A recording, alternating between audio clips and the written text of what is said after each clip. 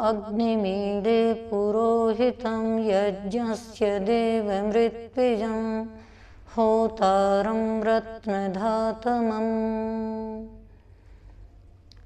हम सब प्राचीनतम वैदिक संस्कृति के परंपरा से ऋषियों की संस्कृति को मानते हैं, स्वीकार करते हैं। वैदिक संस्कृति सबसे प्राचीन संस्कृति है, विश्ववर्णीय संस्कृति है। इसके विषय में वेद भगवान कहते हैं सा प्रथमा संस्कृतिर् विश्ववारा। ऐसी वैदिक संस्कृति के पुनरुत्थान में महर्षि देव दयानंद का बहुत बड़ा योगदान है, जिन्होंने वेदों के सत्यार्थ को हमारे सामने उद्घाटित किया और उस सत्यार्थ में वेदों के माध्यम से उन्होंने प्रत्येक क्षेत्र में एक नई क्रांति की। उसी श्रृंखला में महर्षि देव दयानंद को नारी शिक्षा के संदर्भ में उनके योगदान को हम देख सकते हैं, जिन्होंने नारी को पढ़ने का, वेद पढ़ने का, यज्ञोपवीत धारण करने का अधिकार प्रदान किया।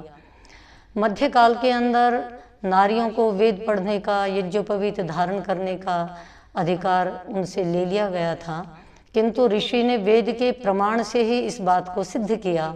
उन्होंने यजुर्वेद के 26वें अध्याय के द्वितीय मंत्र में स्पष्ट लिखा, यथे मां वाचम कल्याणी मां वदानी जनेभ्यः ब्रह्मराजन्याभ्याम शूद्राय चार्याय स्वाय चारणाय च। इसमें उन्होंने कहा कि जिस प्रकार से ये वेदवाणी जो सबका कल्याण करने वाली है, ब्राह्मण क्षत्रिय, ब्राह्मण के द्वारा, क्षत्रिय के द्वारा, जिनको द्विज कहा जाता है, ब्राह्मण क्षत्रिय वैश्य, उनके द्वारा जिस प्रकार से उनका अधिकार है, उसी प्रकार से नारी को भी उसका अधिकार है। क्योंकि जिस प्रकार पुरुष में समस्त ज्ञानेंद्रियां, कर्मेंद्रियां और अंतःकरण परम पिता परमात्मा ने प्रदान किया है, तो नारी में भी ज्ञानेंद्रियां, कर्मेंद्रियां और अंतःकरण उसी प्रकार से प्रदान किया है। यदि नारी को वेद पढ़ने का अधिकार नहीं होता तो ये ज्ञानेंद्रियां और अंतःकरण परमात्मा प्रदान न करता। तो जैसे उसके शरीर की संरचना है, उससे पता लगता है कि उसको भी ज्ञान प्राप्ति का, वेद ज्ञान का अधिकार परमपिता परमात्मा ने प्रदान किया है। मध्यकाल में नारी इन सब अधिकारों से उसको वंचित कर दिया गया था, किंतु फिर भी हमें ऐसे अनेक प्रमाण मिलते हैं कि जिनमें नारियों को वेदाध्ययन का अधिकार है। हम देखते हैं कि निर्णय सिंधु के अंदर स्पष्ट रूप से प्राचीन कल्प सूत्रों के प्रमाण से इस बात को प्रतिपादित किया है कि पुरा कल्पे कुमारीणाम मौंजी बंधनमिष्यते अध्यापनम च वेदानाम सावित्री वाचनम तथा। वहाँ पर स्पष्ट लिखा है कि कल्प सूत्रों में नारियों को उपनयन का भी अधिकार था, माना गया है, और वेदों के अध्ययन का भी अधिकार था, और सावित्री वाचनम तथा गायत्री मंत्र का जप करने का भी अधिकार था। आजकल बहुत सारे मतावलंबी इस बात को कह रहे हैं कि नारी को सावित्री अर्थात गायत्री मंत्र के जपने का, बोलने का अधिकार नहीं है।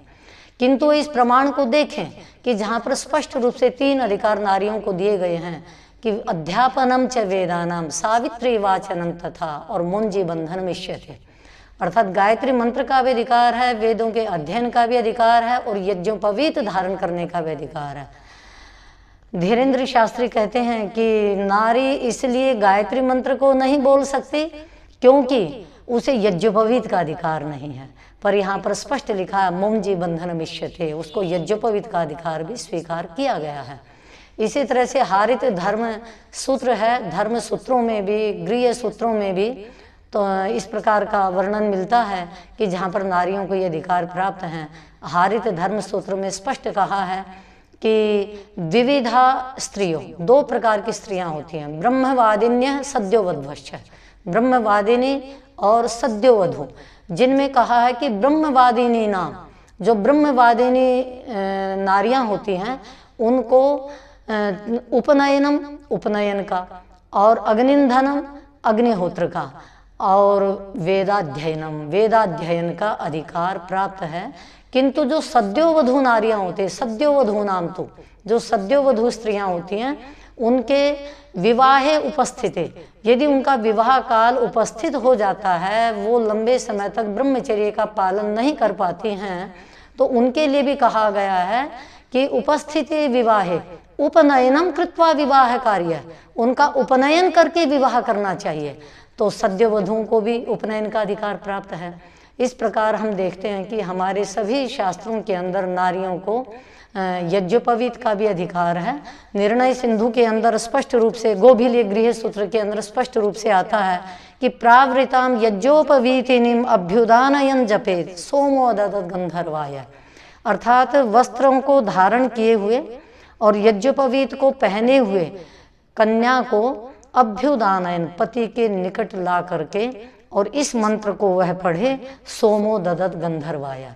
तो इस मंत्र से भी स्पष्ट है कि नारियों को वेदाध्ययन का भी अधिकार है, यज्ञोपवीत को भी धारण करने का अधिकार है।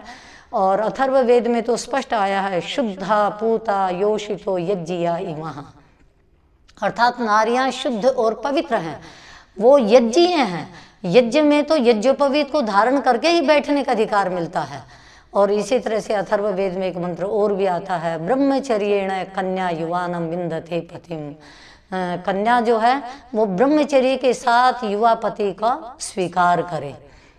तो इन सब प्रमाणों से, वेद के प्रमाणों से स्पष्ट हो जाता है, वेद, धर्म सूत्र, गृह सूत्र और निर्णय सिंधु के प्रमाणों से, कि नारी को यज्ञोपवीत का भी अधिकार है, वेदाध्ययन का भी अधिकार है, और उसको गायत्री मंत्र पढ़ने का भी अधिकार है, क्योंकि परम पिता परमात्मा ने मानव मात्र को इन अधिकारों को प्रदान किया है, उससे नारी भी वंचित नहीं है। इमम मंत्रम मत पत्नी पठेत, ऐसे भी अन्य प्रमाण आते हैं जिनमें नारी जो है मंत्रों को पढ़ने के लिए अधिकारिणी मानी गई है। इसलिए हम इस तथ्य को अच्छी प्रकार से समझें और नारी को इससे वंचित न करें।